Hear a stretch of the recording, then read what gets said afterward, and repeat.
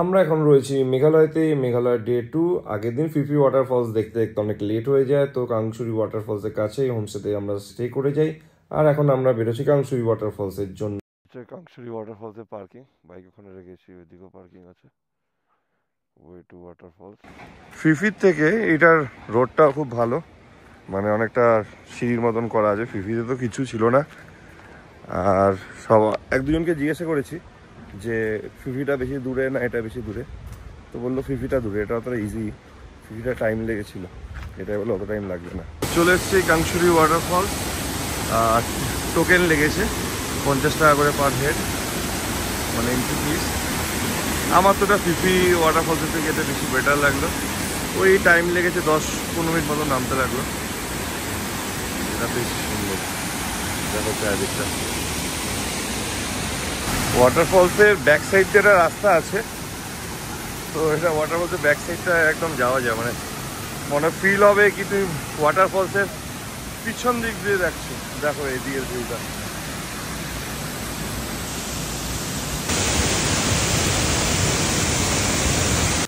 Behind the scene.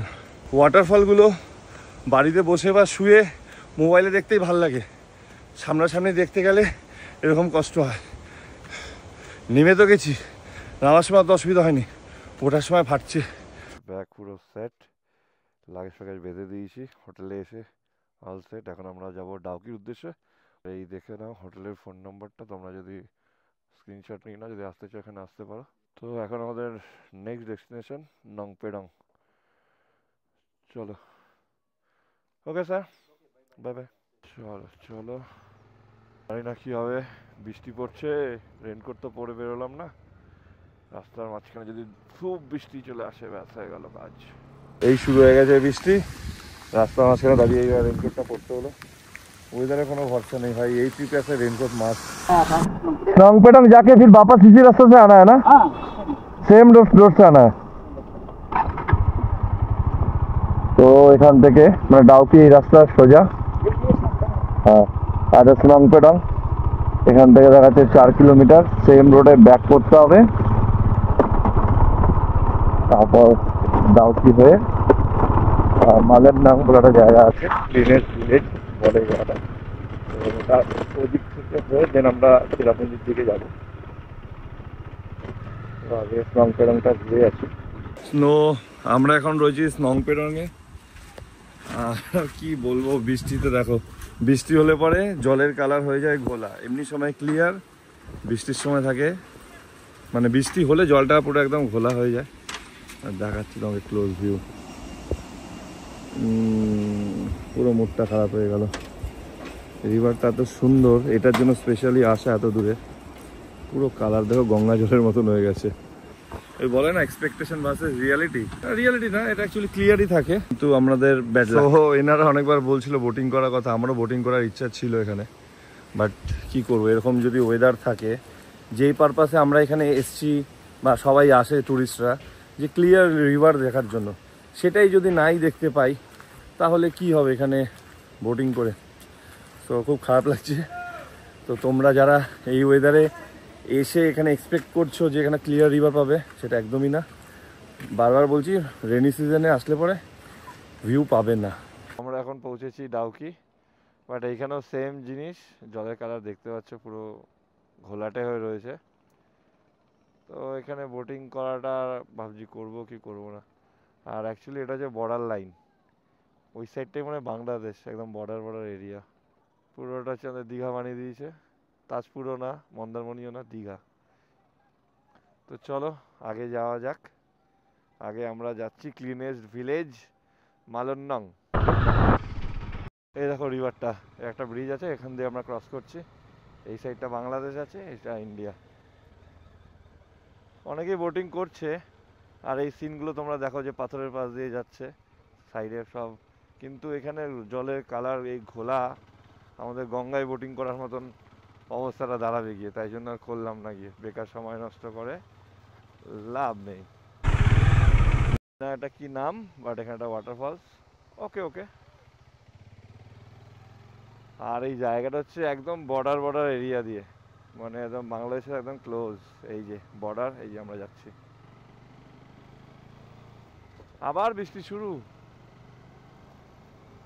ভগবান, কি যে দৃশ্য, বৃষ্টি আমাদের এই ট্রিপটাকে পুরো ভাসিয়ে দিল তো ভগবান। বাদিকে বাংলাদেশ বর্ডার বর্ডার এরিয়া দিয়ে আমরা যাচ্ছি।